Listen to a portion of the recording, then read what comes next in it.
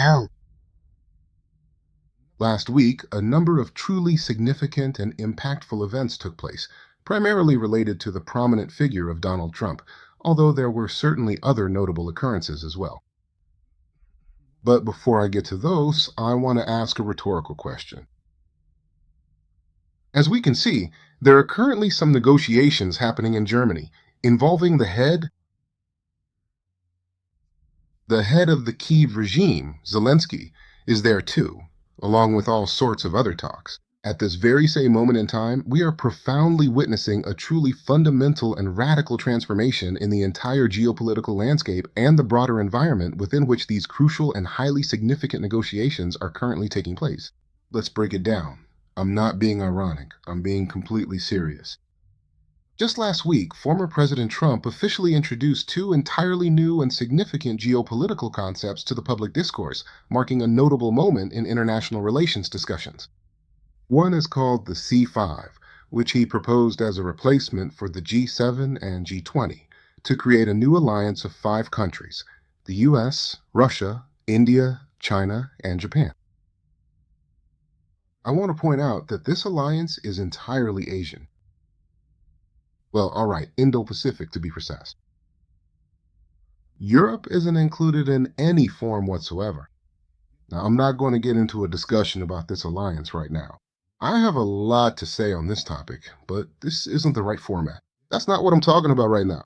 Second, he said that it was necessary for several Eastern European countries, specifically Italy, which he classified as Eastern Europe, Austria, Hungary, and Poland, to leave the EU and form an independent group. In fact, he didn't mention the Czech Republic or Slovakia because it's precisely their participation, or maybe both the Czech Republic and Slovakia together, that creates a sort of dividing line between the West and the East. Let's note that if this line is created, then under the control of the East, not to say Russia, let's just say the East, would then fall Finland, the Baltics, all of Ukraine, Romania, Bulgaria, and Greece. Well, there are still a whole bunch of different nuances there. And by the way, this would serve as a kind of barrier against the United Kingdom. And as for what lies to the West, well, that's the West. We're not going to get into it right now. Again, there are a whole bunch of different nuances here. This includes Austria-Hungary, and accordingly, Italy and the Vatican. So basically, all of this together. The sheer scale of these proposals is so enormous that it's absolutely clear there's no point in discussing anything outside of these frameworks. It's simply impossible to talk about anything beyond these concepts. Moving on. Last week, the Federal Reserve made a decision to lower the interest rate. Powell gave a speech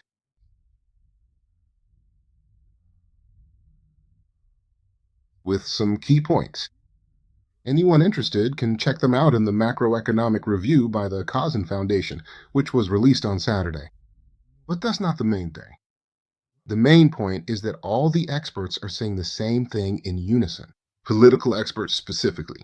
Now, Powell is acting in favor of Trump. I both agree and disagree with the experts. I agree in the sense that he did do a loan, but I disagree that it was for Trump. Why? Because 2 months ago, a strategic economic policy was adopted. Again, it doesn't matter whether they'll be able to implement it or not. That's not the main issue. What's important is that an economic strategy has been adopted. An energy superpower. And Powell went along with this strategy. Not for Trump. As for what role Trump had in developing it, I strongly suspect he had none at all. This isn't Syria, with all the consequences that come with that. All the consequences. They all went along with this strategy. There is no alternative. But if that's the case, then Trump, at least, will have enough resolve. Now, under the new conditions, there are enough resources not to give the ECB any more money through swaps from the Fed. So, what exactly is this entire EU-British team truly counting on when they thoughtfully propose something significant to President Zelensky, or indeed to the wider global community, and so on and so forth in their comprehensive deliberations? On what? What are they expecting in this situation? Well, let's not forget that the concept of energy superpowers assumes there's a kind of wall surrounding the United States of America. In that wall, there's a little window, and in the window, there are three taps. To hook up to one of these taps, one labeled oil, another gas, and the third artificial intelligence, you have to pay up. And here's the task. And for now, at least for another 3 years, Trump will be sitting behind that little window. So, are you saying that Trump will let the people who are supposed to bring him money spend that money on all sorts of weapons?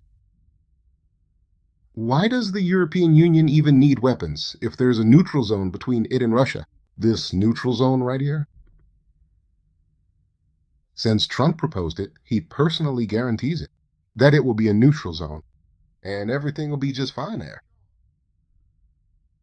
And they're doing this for one single purpose, so that all the spare money gets brought to that little window. So here's the thing. Now, here's the odd part. Let me point something out. Not to Russia, not to Western Europe, not to China, not even to the United States of America. These concepts aren't being discussed publicly almost at all. The answer is very simple. Because the entire global expert community, even in China, has been thoroughly raised and educated over the past 3 decades according to the established Euro-Atlantic standard and prevailing norms. Let me remind you. People who studied in the late 80s, let's say, defended their master's thesis in 1991 or 1992. At that time, they were roughly 22 to 25 years old. Add 35 years to that, and you get 60. Now they're older, established people who haven't experienced anything different or new in their lives.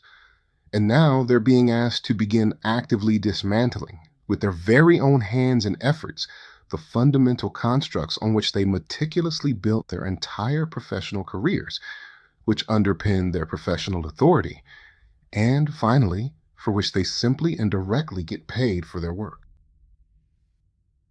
You see, they can't count on a breakthrough. Simply because to fit into a new concept, it takes a lot of time. I don't need that time. Because I live in this concept 30 years. Well, okay, officially 25. But in reality, actually, it's more. I mean, I've been in the public sphere for 25 years, but in the non-public sphere, it's been 35. But they, for 35 years, have been living publicly in this Euro-Atlantic concept, where these new concepts simply can't exist. It can't even be described. It's just some kind of utter nonsense. And for that very significant reason, Donald Trump, Vladimir Putin. And do you really, truly think none of this was discussed at all whatsoever in Anchorage, Alaska? Of course it was. Maybe it was discussed as a certain line of thought. But it was definitely discussed. And so Trump, Putin, yeah, they're both over 70. And she is over 70 too. But they'll bring in new people, the ones they've trained. And these new people will be the ones building all this. I mean, I have no idea where all this will end up. Again, these are just concepts. They need to be discussed, they need to be developed, and they will discuss them in closed circles. I'll be writing something economic, someone else will write something political, but this won't be published on any major platforms. It'll be discussed in extremely small circles, maybe not even publicly at all. I mean, I won't reveal some of the secrets of the Madrid court. And then what happens next? Then suddenly it turns out that it's already started. And what about all those others? Well, all those people will just retire. And they'll be dealt with in a completely basic and straightforward way. They'll simply stop funding them. All of them. And that's it. And they'll start funding the new young ones. It doesn't even matter that they don't understand anything. It doesn't matter. They're told, guys, you've grown up now. Here, within these new concepts, here's what we discussed in closed meetings. Here's what we talked about at political forums and elsewhere. Now, write down whatever you come up with. they'll start writing something. Some of them will make it, some won't, but they have a future. But all of these others have no future. And that's the main takeaway from the past week. We saw with our own eyes how people, they shut the door on their own future forever. Because it's already absolutely clear that all these negotiations within the old frameworks and old logic just don't work anymore. I consider this the main achievement of 2025. And accordingly, there will be. By the way, this is information for those who want.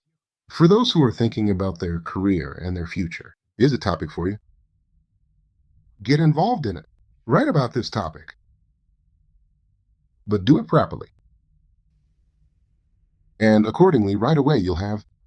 So, for example, how is the East going to cultivate this territory? And what kind of economic model will this neutral zone have? By the way, it will be Catholic. That's really interesting. So there will be Protestant Western Europe, Orthodox Eastern Europe, and a Catholic zone, a kind of strip from Poland to Italy. Well, obviously, the pro-British line in Poland will have to be eliminated. Well, what can you do? It happens. That's the picture we get. I think it's very interesting. It's very promising for those who want to build a career. Let me point out, you can build this career quickly, in the next year or two. But of course, there's a catch. You can't have this kind of 35-year background in liberal Euro-Atlanticism. Well, sure, there are people who know how to change their stripes on the fly. Yeah, but there are many of them. That's with special skill and the special talent, you know? Besides, let's not forget, maybe they'd be happy to change their tune on the fly, but their sponsors might just tell them no, no, no. I think pretty soon you'll see some really funny stories where people who realize they need to break out of the old Euro-Atlantic model and move to a new one are suddenly yanked back by their sponsors who say, no, no, no, buddy, you signed up for this, so you'd better stick with it. Well, that's nonsense. It doesn't work. That's it. That's just what you think. But we're trying to preserve it. And of course, there will be attempts to keep it going, including through terrorist acts, wars, and everything else. We need to be ready for that too. But overall, it's impossible to stop the wheel of history. No one has ever managed to do that. Thank you for your attention.